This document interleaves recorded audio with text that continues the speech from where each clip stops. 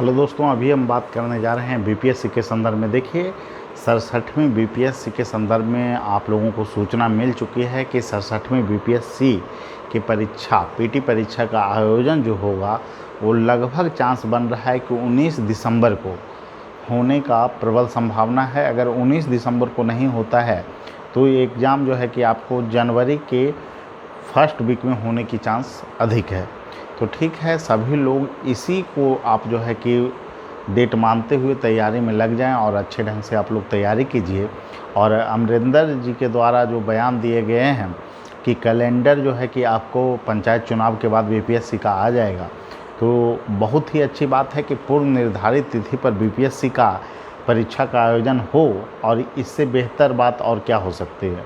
और आयोग को भी तत्परता ये होनी चाहिए कि पूर्व निर्धारित तिथि पर जो कैलेंडर आयोग के द्वारा दिए जाते हैं उसमें किसी प्रकार का छेड़छाड़ न किया जाए। और इस बात को अमरिंदर जी ने भी बोला है, परीक्षा नियंत्रक महोदय ने।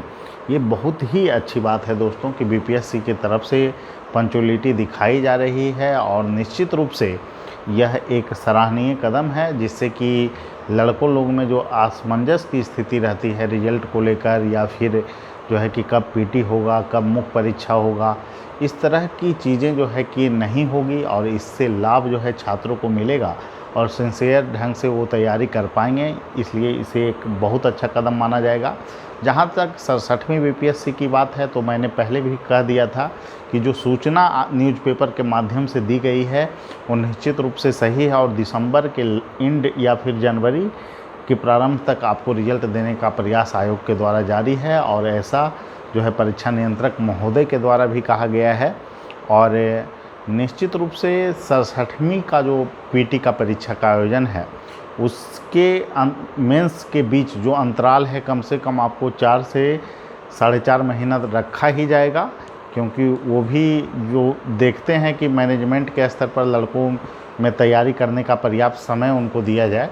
तो इसीलिए किसी भी तरह के घबराने की आवश्यकता नहीं है। और आप लोग जो है कि जो लोग फॉर्म नहीं भरे हैं बीपीएससी 67 का, वो निश्चित रूप से आप लोग फॉर्म भर लीजिए यथाशीघ्र, क्योंकि अगर लेट आप करते हैं तो हो सकता है आपको परेशानियों का सामना करना पड़े। सर्वर का भी कभी कभी जो है प्रॉब्लम हो जाता है। तो आप लोग सभी लोगों से एक ही बात मैं कहूँगा कि आप लोग फॉर्म भर लीजिए और आराम से पीटी की तैयारी पे, रणनीति पे काम करना आप लोग शुरू कर दीजिए।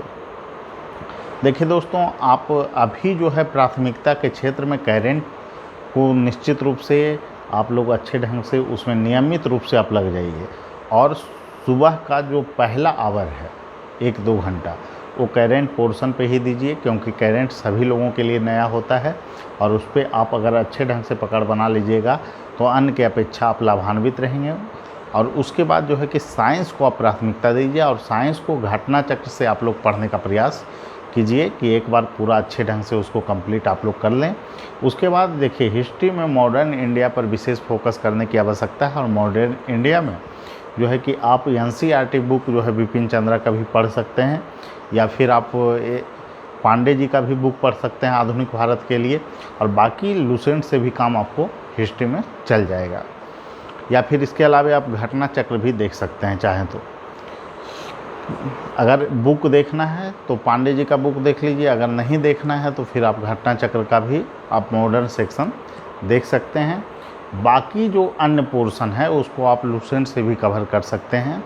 और इकोनॉमिक्स में जो है कि बिहार से खासकर आंकड़ों को आप लोग ज़रूर देख लीजिएगा आर्थिक सर्वेक्षण से, और इस तरह से आपको पीटी की तैयारी आसानी से हो जाएगी दोस्तों।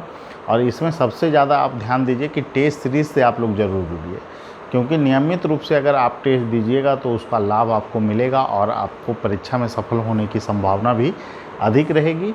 इसीलिए सभी लोगों से एक मैं अपील यही करना चाहता हूं कि आप लोग अभ्यास ज़रूर कीजिए, लेकिन हाँ, बहुत ज़्यादा टेस्ट देने की आवश्यकता नहीं है। सप्ताह में जो है कि आपको 1-2 टेस्ट आप लोग दे लीजिए, और फिर अपनी रणनीति के अनुसार आप लोग तैयारी करते रहिए।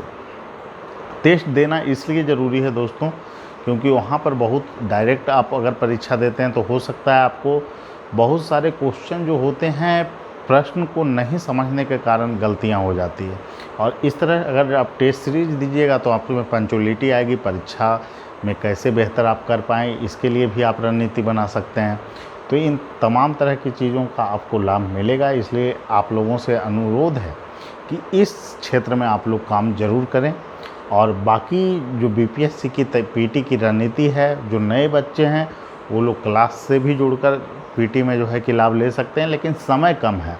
आप क्लास जाइए तो अपने अनुसार भी आप लोग तैयारी जारी रखिए, पूर्णतः कोचिंग पे डिपेंड अभी नहीं होना है। आप लोग अपने ढंग से भी तैयारी कीजिए और हेल्प के रूप में आपको कोचिंग सहायक हो सकती है। ठीक है, सभी लोगों को धन्यवाद। फिर मिलेंगे अगले वीडियो में।